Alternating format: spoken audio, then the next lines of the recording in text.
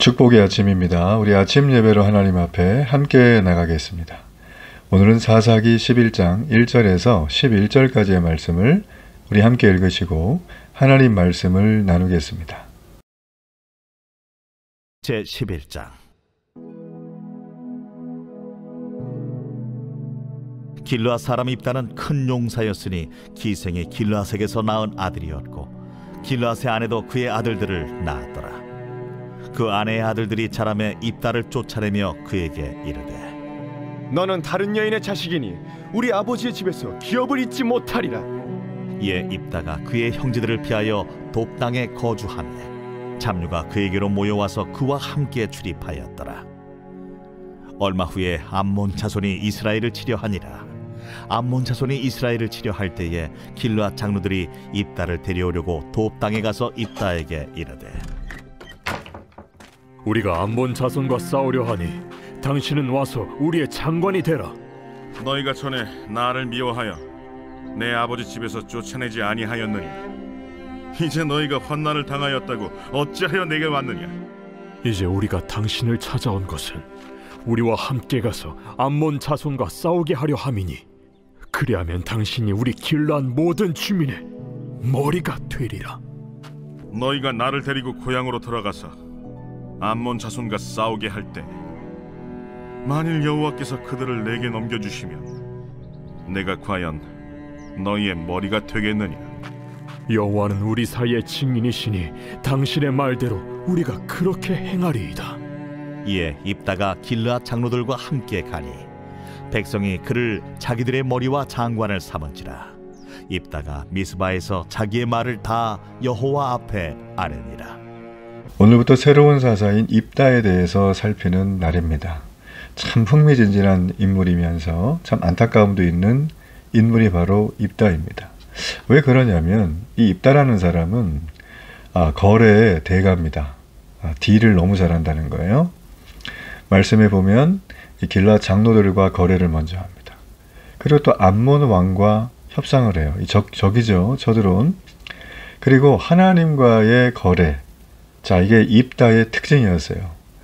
그러니까 이 사람이 사사로 쓰임받게 되는데 잘 생각해 보십시오. 우리가 사람 간의 거래야 뭐 얼마든지 가능하지만 하나님은 거래의 대상이 아니죠. 자, 입다는 하나님과 거래하려고 했다가 아주 참혹한 결과를 맞이하게 됩니다. 자, 입다란 사람은 도대체 누구일까요? 자, 당시에는 암몬 자손이 쳐들어온 때입니다. 아주 위기의 상황이죠. 자, 이런 상황 속에서 평소 같으면은 인격으로나 자질로 볼 때 사사로 세워서는 안 될 인물이 바로 입다인데 너무나 급했던 나머지 입다를 세우게 됩니다. 자, 어떤 상황이 벌어지는가 좀 세세하게 살펴보겠습니다. 자, 입다란 사람은 먼저 큰 용사라고 말합니다. 힘이 세고 싸움을 잘하는 사람이었다는 뜻입니다. 그는 요단 동편에 있는 길르앗 출신입니다. 그의 아버지 이름도 공교롭게도 길르앗이고 본인은 기생에게서 태어난 아들이었어요. 당시 기생은 매춘부를 말합니다. 서자로 태어났죠? 예. 이 서자로 태어났기 때문에 입다는 커가면서 형제들에게 미운 털이 박혔습니다.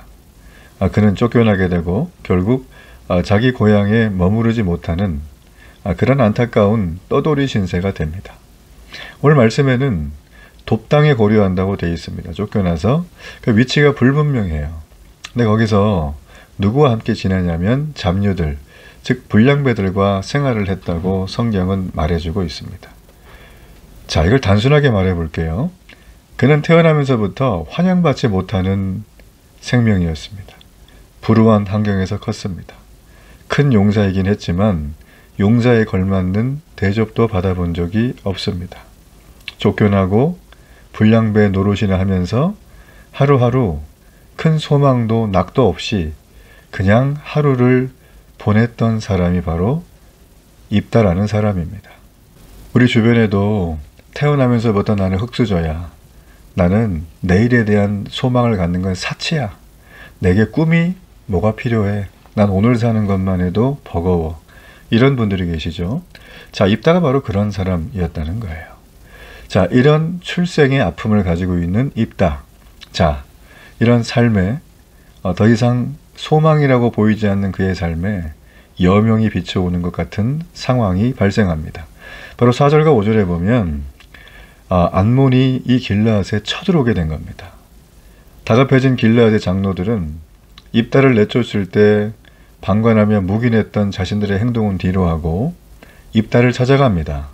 왜냐하면 전쟁을 치러야 할 때 필요한 사람은 누구죠? 큰 용사이기 때문입니다. 그래서 그들은 입다에게 장관의 자리를 제시합니다. 통치자죠. 전쟁에 국한된 직책이긴 하지만 전쟁을 총괄하는 지도자, 국방장관 자리를 딱 이렇게 거래를 합니다.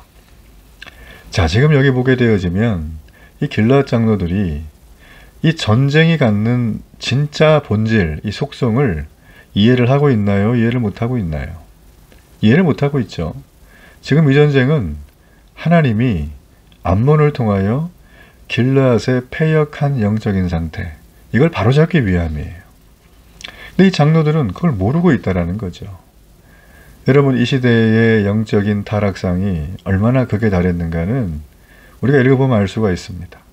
전쟁은 여호와께 속한 것이다. 우리는 이것을 너무 잘 알고 있습니다.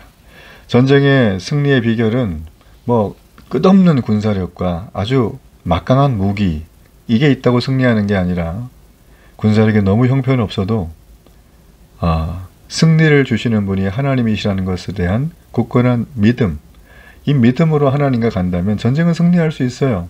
근데 길르앗 사람들은 하나님을 의지해서 대적에게 맞서는 믿음도 용기도 갖지를 못했기 때문에 영적으로 패역해서 그들은 이스라엘의 지도자라고 할 만큼 어떤 자격이나 영적인 실력을 전혀 갖추지 못한 사람이었어요. 다분히 세상에서 이기는 방법인 그게 뭐예요? 전쟁에서 이기는 방법은 막강한 무력이다. 그 무력을 잘 쓰는 자를 스카우트하고 있는 겁니다. 자, 여러분, 이 모습이 세상에서 취하고 있는 모습이에요. 여러분, 이 세상 가운데 우리는 이런 한계를 늘 봅니다. 마음 아파하고 힘들어하고 괴로워하죠? 잘 될 때도 있지만 그렇지 않을 때가 다반사입니다. 우리 인생의 뜻은 우리 마음대로 되질 않잖아요. 여러분, 그래서 우리 주변에 얼마나 많은 우리를 지켜주는 자동차 보험, 상해보험, 실비보험, 보험이 얼마나 많아요. 암보험부터 해가지고, 그죠? 자, 이런 것들을 지켜주는 건데 사실 그 보험도 우리의 모든 걸 보장해주지는 못한다라는 거예요. 자, 이렇게 싸움을 잘하는 자를 스카우트해서 무력으로 뭔가 해보려고 했던 그들의 시도, 자, 생각대로 흘러갔을까요? 자, 말씀을 보니까 7절에 보니까 입다에게 이런 제안을 할 때 입다가 가만히 보니까 지금 자기의 위치가 굉장히 유리하거든요. 뭐든지 거래를 할 때는 자기 입지가 먼저 좋은 사람한테 이렇게 선수가 먼저 가는 겁니다. 그렇죠? 지금 입다는 가만히 있어도요, 그냥 자기가 말하는 모든 것들을 다 얻을 판이에요.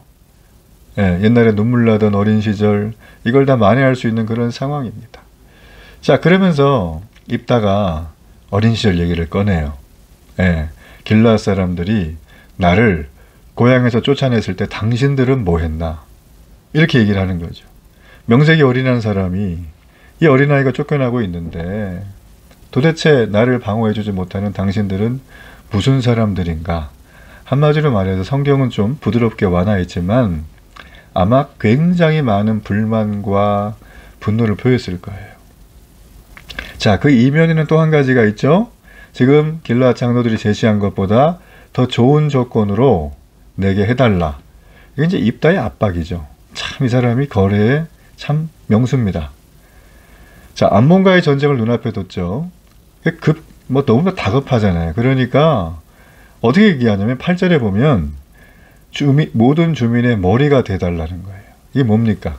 국방장관에서 통치자의 자리, 이걸 제시하는 거죠. 이거 엄청난 업그레이드입니다. 그죠? 그냥 우리 전체를 다 맡아달라는 거예요. 자, 입다는 그 제안에 대한 증거를 요구합니다. 그리고 9절과 10절에 보면 이 장로들이 하나님을 증인으로 내세우며 확증을 하죠. 자, 이렇게 해서 지금 상황이 어떻게 됩니까? 예전에 쫓겨났던 고향, 그 길르앗 땅에 돌아가서 그들의 국방부 장관이자 그들의 통치자가 되는 거예요. 예. 자, 이 사람의 이 거래의 능력은 상상을 초월하죠. 자, 이때 입다는 미스바에서 자기의 말을 다 여호와 앞에 아랬다고 되어 있습니다. 이거는 뭐 기도했다는 게 아니고 여호와 앞에 맹세했다는 거예요. 이렇게 하겠다고. 자, 이렇게 이제 맹세하는 그 내용은 그가 이제 공식적으로 나라의 통수권자로서, 예, 국방을 책임지는 사람으로서 취임했다는 걸 암시합니다. 자, 그러나 입다가 이스라엘의 사사가 되고 또 길르앗 지역의 머리가 되고 장관으로 세워지는 이 모든 과정에 우리는 한 가지 주목해야 될 게 있어요. 그게 뭐냐면 하나님이 등장하지 않으시는 거예요. 하나님이 어디에도 없어요. 하나님이 시켰더라, 하나님이 이 일들 이루어왔더라, 하나님이 입다에게 말했더라, 이런 게 좀 사사면은 나올 법도 하죠. 근데 하나도 안 나와요. 여러분, 이건 뭘까요? 지금 이들이 입에 올리는 여호와의 이름은 뭐예요? 진심에서 진정한 신앙의 고백을 하는 겁니까? 내가 주의 말씀 가지고 지금까지 살았는데 이제 앞으로 듣게 살겠습니다, 뭐 이런 거예요? 아니죠. 그냥 형식적으로 계약을 위해서 입에 올린 것뿐이에요. 그러니 살아계신 하나님의 역사가 나타나진 않는 겁니다. 여러분, 우리는 기도 응답을 받기 위해 사는 존재가 아니라 그보다 먼저 하나님과 함께 데일리하게 일상에서 그분과 함께 동행하는 삶을 살아야 돼요. 하나님은 마치 이런 거예요. 연애하는 남녀가 하루 종일 만나고 헤어지는 게 아쉽잖아요. 이걸 몇 번 반복하면 결혼해야 되겠다. 결혼이란 뭡니까? 신랑과 신부가 되는 거죠. 합법적으로 하나님이 축복하고 모든 사람이 다 인정하는, 한 집에 같이 들어가도 전혀 어색하지 않고 법적인 문제가 없고 행복해 보이는, 그 둘이 행복하게 지나갈 때 많은 사람이 행복을 느끼는 게 결혼이에요. 신앙이란 결혼입니다. 우리가 의식을 하든 의식을 못하든 결혼한 상대로 우리가 신부로 삶을 살아가는데, 신부인 우리가 때로는 신랑과 부부싸움을 할 때도 있고 써먹써먹 할 때도 있겠죠. 그죠? 여러분, 그렇지만 지금 이들처럼 그저 자신의 계약을 이루기 위해서 형식적으로 신랑의 이름을 거론해서는 안 되는 것입니다. 바른 신앙이란 무엇일까요? 우리가 하나님 앞에 달라고 하기 전에 그분의 마음이 즐겁고 행복한 것이 무엇인지를 알고 우리가 거기에 내가 기쁘고 즐거운 것으로 채워 넣는 거예요. 달리 말하면 하나님이 좋아하는 거 내가 좋아하는 거예요. 하나님이 기뻐하는 거 내가 기뻐하는 거예요. 우리가 이게 다를 때 너무 많아요. 그러므로 우리는 어떤 걸 결정을 다 해놓은 다음에 하나님 도와달라고 떼쓰는 자가 아니라 신랑 되신 우리 주님, 그 주님을 나의 전부로, 나의 사랑으로, 나의 모든 것으로 여겨야 될 줄로 믿습니다. 주님은 우리의 도우미가 아니에요. 예, 주님은 우리의 전부입니다. 우리 그런 은혜로 이 하루를 온전히 살아가는 축복의 날 되기를 바랍니다. 결단의 기도를 드립니다. 살아계신 하나님, 나의 완전한 모든 것 되신 하나님, 나의 사랑, 나의 전부이신 하나님, 오늘도 그 사랑을 노래하며 삽니다. 예수님의 이름으로 기도합니다. 아멘.